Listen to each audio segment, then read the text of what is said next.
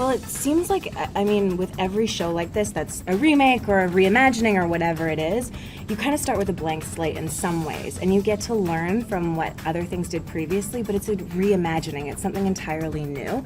So I think you've got to come at it not with the other stuff in mind, but just with what do we want to do with this new material. Right. But we keep the themes of Beauty and the Beast, which is what we sort of bring from the old sort of stories or reimaginings, and make it our own.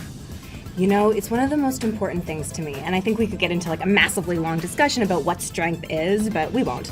But it's really important to me to have complex, strong female characters around as role models or even just as like an example of what's possible.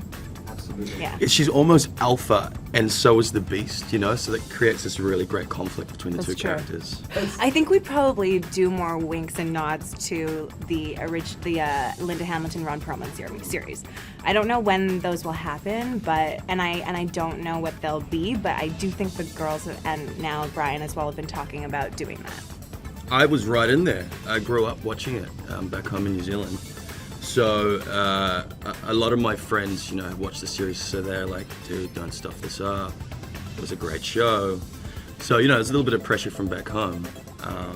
But I love the series. It was really great, the romantic element.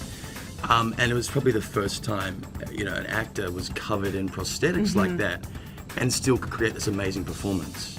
I got to keep fit, but as the story progresses in our series, the DNA supposedly is going to mutate in the Beast, so he's going to become beastlier as the series goes on. So my physical training will sort of specify that it'll ramp up as this thing mutates inside him.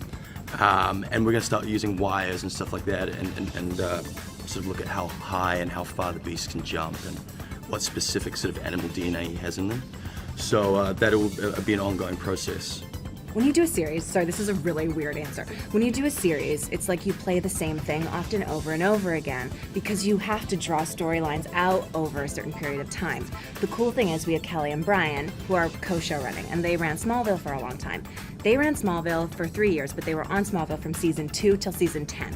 So they know how to take arcs, and they're not afraid of doing a big arc and letting you play that out, knowing that they'll have more story in them. But I think that it's important we find, and Jay and I have talked about this a bit, we find the layers to the scenes and to their relationship so it doesn't feel stale. I do, because, it's fun. But you also get to ground it in reality for yourself as an actor, which is great. So you get the best of both worlds, really. But I haven't really done a lot. I mean, this is probably the tip of the iceberg in terms of supernatural sort of stuff for me.